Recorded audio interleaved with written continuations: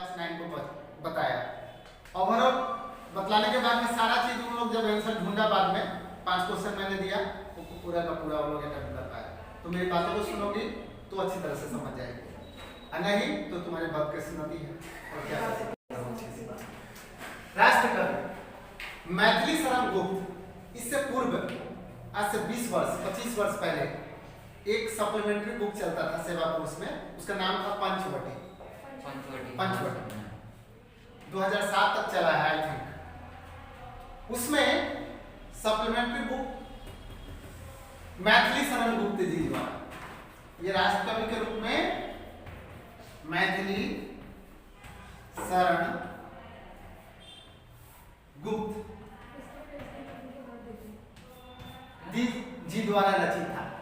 उसमें पूरा शुरू से जो श्री राम जी को वनवास मिला, कैसे उन्होंने वन में समय को बिताया, है ना, वो सारी चीजें उसमें थी। ठीक, तो ये राष्ट्रकवि मैथिली शरण गुप्त जी जो हैं वो राष्ट्रकवि के रूप में जाने जाते हैं। उन्होंने प्रकृति की किरणें या प्रकृति का किरण जो भी है, ये एक कैसी कविता है आपको पता है ना? पता ही नहीं है। आप लोगों को मैं जो कल नोट्स भेजा था उसको आपको देखना चाहिए था। प्राकृतिक विषय है, नेचर के बारे में, नेचर के बारे में, है ना। तो उसमें उन्होंने बतलाया है कि प्रकृति जो है समय समय से बारी बारी से अपने काम को निर्धारित समय के अनुसार करते रहते हैं।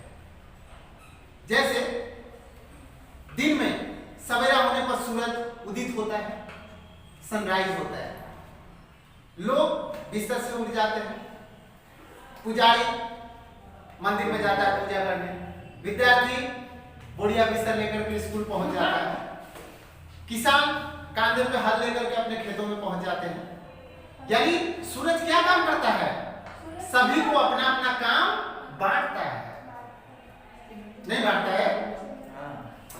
सवेरे जैसे होता है, आपके मम्मी पापा बोलते हैं बेटी उठ जाओ, बेटा उठ जाओ, 8 बजे को है, स्कूल नहीं जाना है क्या, बोलते हैं ना। तो सूरज उदित होते ही वो क्या करता है? सभी को अपने अपने काम पे भेजने का संदेश देता है कि जो बच्चे स्कूल जाने वाले हैं स्कूल जाए, पंडित जी पूजा करने वाले हैं मंदिर जाएं, जो लोग दफ्तर या कार्यालय में काम करते हैं वो अपने ऑफिस जाएं, किसान जो खेतों में हल चलाते हैं वो अपने खेतों में जाएं, चिड़िया जो है अपने घोंसले से जग करके वह दाना की तलाश में यहाँ वहां भटकने लगती है। सभी अपने अपने काम में जुट जाते हैं, ऐसा ही है। उसी प्रकार संध्या होते ही सूरज जो है अस्त हो जाता है। क्या होता है? अस्त हो जाता है, यानी सनसेट हो जाता है। सूरज क्या होता है? डूब जाता है। डूब जाते ही क्या होता है? सारा संसार घनघोर अंधकारमय हो जाता है, नहीं हो जाता है? डार्कनेस हो जाती है, गली गली में लाइट जलने लगती है, घरों में आप बत्तियां जला लेते हो, है ना। और जब रात होती है तो चांद उदित होता है, आकाश में नभ में चांद निकलता है और वो अपनी चांदनी को बिखेरता है। जब चांदनी निकलती है तो चांदनी रात आपने देखा है, ऐसा लगता है कि एकदम डे है, दिन है, नहीं देखा है? ठीक है, कोई बात नहीं है, नहीं देखी है तो आफ्टर 15 डेज पूर्णिमा जब होता है, पूर्णिमा उसके 15 दिन बाद अमावस्या, तो अमावस्या के दिन घोर अंधकार होता है और पूर्णिमा के दिन बिल्कुल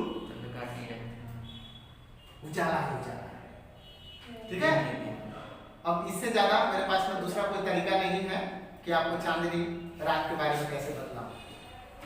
फिल्म डायरेक्टर लोग अच्छी तरह से इसके बारे में जानते होंगे। मैं जितना तक जानता हूं मैंने आपको बताया कि पूर्णिमा के दिन चांद पूरी तरह से उदित होता है और फुल मून डे रहता है। वो आपको दिन में दिन के जैसा समान, दिन के समान आपको दिखेगा। दिन ही है, और वो अपनी चांदनी को पूरे जल थल में क्या करता है, घेर देता है।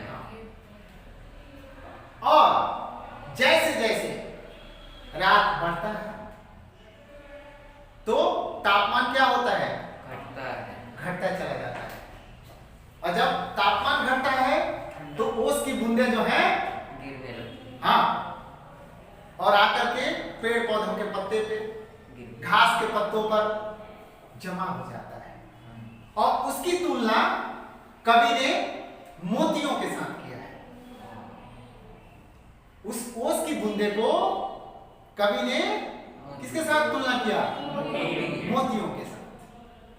पर्ल जो होता है समुद्र की गहराई में, सीप में सुनते हो ना, मोतियों की लड़ी, यानी कि मोतियों का माला। राजा महाराजा जो है अपने गर्दन में व्हाइट कलर के देखे हो ना, पर्ल, तो वो मोतियों की माला पहनते थे, बहुत कीमती होता है वो, है ना। तो कवि ने उस ओस की बूंदे को मोतियों के साथ में तुलना किया है। कहता है कि वह सुबह तक, जब तक सूर्य उदित नहीं होता, सूरज नहीं निकलता, रवि नहीं निकलता, तब तक वह पेड़ पौधों के पत्तों पर, घास की नोकों पर जमा रहता है। जैसे ही सूर्य की लालिमा उस पर पड़ती है वो बिल्कुल चमकने लगता है। ऐसा लगता है कि रात को आकाश ने पूरे धरती लोक पे मोतियां बिखेर दिया। ठीक, जैसे जैसे सूरज बढ़ता है, समय बढ़ता है, सूरज के ताप में बढ़ोतरी होती है, उसका प्रकाश क्या होता है, तापमान उसमें बढ़ता है, हीट। जैसे सुबह का धूप आपको उतना कड़ा नहीं लगता है, लेकिन दोपहर का धूप कैसा लगता है आपको, थोड़ी देर आप खड़े रहते तो कहते हो माथा गर्म हो गया, इतना तेज धूप है। यानी जैसे जैसे समय बढ़ता है सूरज की ताप में गर्मी भी उतना ही बढ़ता है, और धीरे धीरे सूरज अपनी प्रकाश की गर्मी से उन मोतियों को वाष्प बना करके बटोर लेता है, यानी कि वो उसकी बूंदे क्या होते हैं, समाप्त हो जाते हैं। उसी प्रकार रात में जब चांदनी आकाश में बिखरी होती है तो आपको जल, यानी कि जलाशयों में, सोर्सेज ऑफ वाटर, जैसे तालाब हो गया, नदियां हो गई, सागर हो गए, झरने हो गए, उन सभी में आप अगर उसके प्रतिबिंब को, रिफ्लेक्शन को अगर देखोगे तो बड़ा ही मनोरम दृश्य होता है, बड़ा ही मन को भाने वाला नजारे होते हैं। बात समझ में आ रही है? नहीं, चांदनी रात में अगर आप पानी की परछाई में उस चांदनी की अगर तस्वीर को देखोगे तो बहुत ही सुंदर दिखता है वो। ऐसा लगता है कि नई नवेली दुल्हन हो, इतना सुंदर होता है। कभी कल्पना करता है कि वो चांदनी रात अगर आप किसी भी जल स्रोत में अगर उसकी परछाई को देखोगे तो बहुत ही मनोरम और हृदय को भाने वाला होता है। बात समझ में आ गया? सारा संसार रात हो जाने के पश्चात सारा संसार निस्तब्ध हो जाता है, यानी कि क्या करता है, गहरी नींद में सो जाता है। परंतु प्रकृति अपनी संसाधनों से, अपनी निर्धारित समय से हर एक काम को बड़ी ही बारीकी से करती रहती है। सारा संसार निस्तब्ध होता है, चिड़िया अपने घोंसले में आराम कर रहे होते हैं, मनुष्य अपने घरों में आराम कर रहा होता है, जानवर जंगलों में आराम कर रहे होते हैं, परंतु प्रकृति समय अनुसार अपना सारा काम शांत स्वभाव से करती रहती है या नहीं?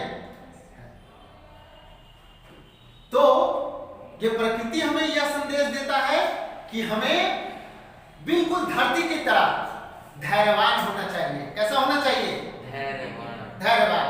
तुम इस पे हल चला दो, धरती कभी तुम्हें कहती है कि मुझ पे हल मत चलाओ। अगर इस पे 20 चक्का वाला लोरी चला दो, धरती कहता है कि मुझ पे मत चलो, नहीं ना? तो ये किस चीज का प्रतीक है?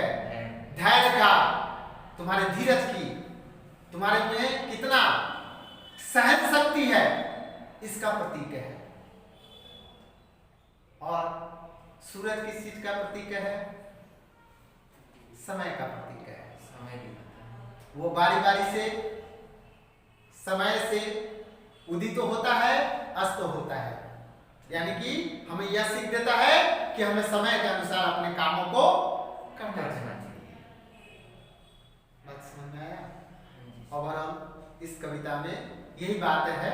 और रात के समय ठंडी ठंडी मंद मंद हवाएं बहती है, नहीं बहती है? बहुत दूर से। रात को तुम लोग निकलते तो होता हो कितना फ्रेश एयर है ना, ठंड हवाएं बहती है। और पेड़ पौधे घास उन हवाओं की झोंकों से क्या होता है? हिलता डुलता रहता है, पेड़ की डालियां हिलती रहती है। तो ऐसा कवि कहते हैं, लगता है कि इस प्रकृति का पेड़ पौधे भी झूम झूम करके स्वागत करते हैं, वेलकम करते हैं।